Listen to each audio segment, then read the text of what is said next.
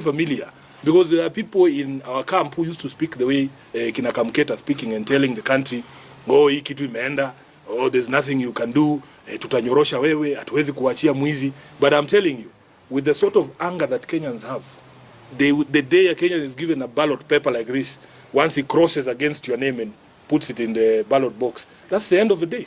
That's the end of everything. So I want to assure Kenyans that this chest stamping should not scare anybody. Just come out and express yourself. Speak, because these constitutional freedoms that we enjoy, they were very hard fought. They were fought for by blood and sweat. You know, you can see that there's a lot of nostalgia from the old Kanu Hawks to go back to those days where you could just abduct someone and throw them into a prison without trial. But at least that was the law then. It was legal. There was a law that backed that detention without trial. But that law does not exist anymore. The Constitution now requires that if you arrest somebody, you have to produce them to court within 24 hours and charge them. And you have to demonstrate to the magistrate why you need to hold them in custody. The reason why they are abducting these young people is because there is no law that exists that says you cannot insult a leader. There is no law that says that you cannot insult the president. In fact, our High Court has already said that the freedom of expression extends to insults. The freedom of expression does not mean I have to be nice to you. It doesn't mean that I am forced to say things that you want to hear. Freedom of expression means I have to speak the way I see things. And instead of them addressing, why are Kenyans so angry? How did we get here? Because after the president was elected in 2022, by all accounts, William Ruto was one of the most popular politicians in the country. What did he do in the intervening period to lead to a place where he's being insulted left, right, and center?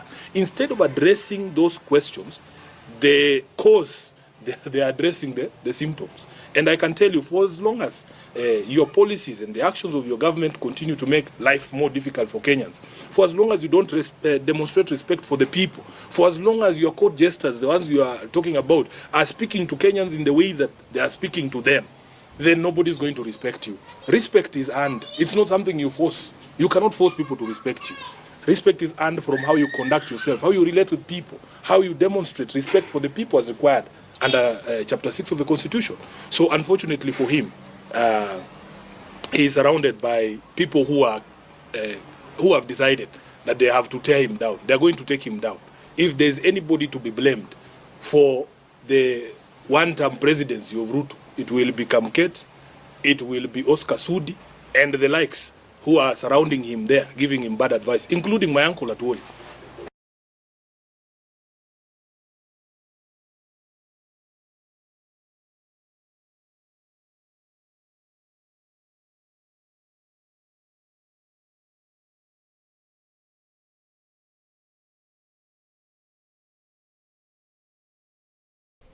Oh my gosh.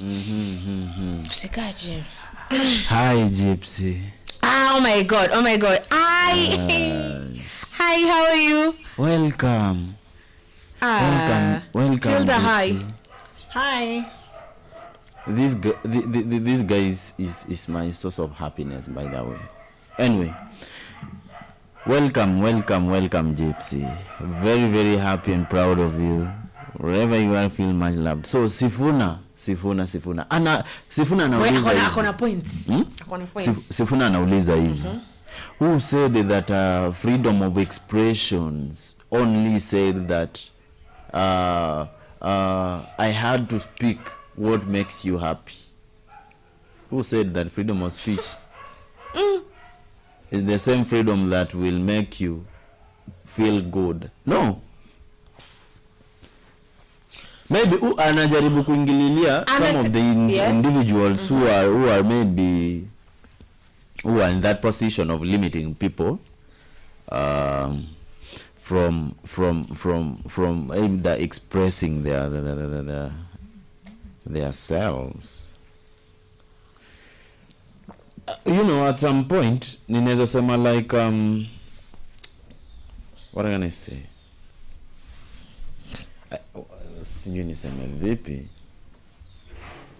But I think Sifuna, because he's one of the most intelligent people we have in the country, I wish angeanza ku work on the differences that they could have in the party kwanza. ndiye akumbusha hao wengine. Na tukikuja kugundua kwamba party pia imeanza kuenda kwa ile njia ya giza, then ni afadhali tuachane na hiyo, tufuate njia zake peke yake. Sawa? Yeah, because Sifuna, kama maybe hata party imeanza kuenda astray, what is the reason of still following their directions? Kama Sifuna si shida kwa hiyo party, sivyo? But by now wacha kwanza jaribu kuzingatia hizo differences zenye ziko ndani hiyo party, so that ndio tujuaje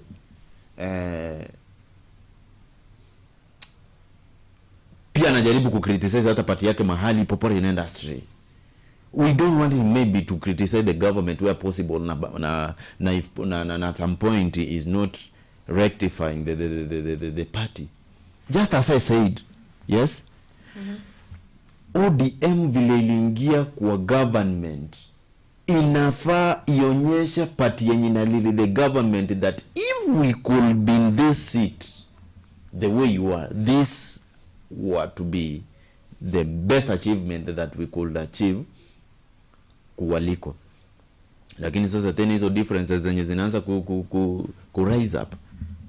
Where do you think they will head as a party? This means that the moment Raila will be no more, that will be the end of ODM. Just like vile KANU ilishanga. KANU na ile ilikuwa inaitwaje? Ford Kenya. Ile ya Kibaki. PNU. Afadhali TNA iko better. TNA by the iko TNA is for TNA ilikuwa ya nani by the way? Si ilikuwa ya Uhuru? TNA? When? Chama cha Uhuru ilikuwa inaitwa aje? Jubilee ni kama Azimio. When was this? 2013. Oh. Si TNA ndio ilikuanga na logo ya Dove. Mse. Check you ukumbuki? Mse 2013 ilikuwa class what wewe? 2013.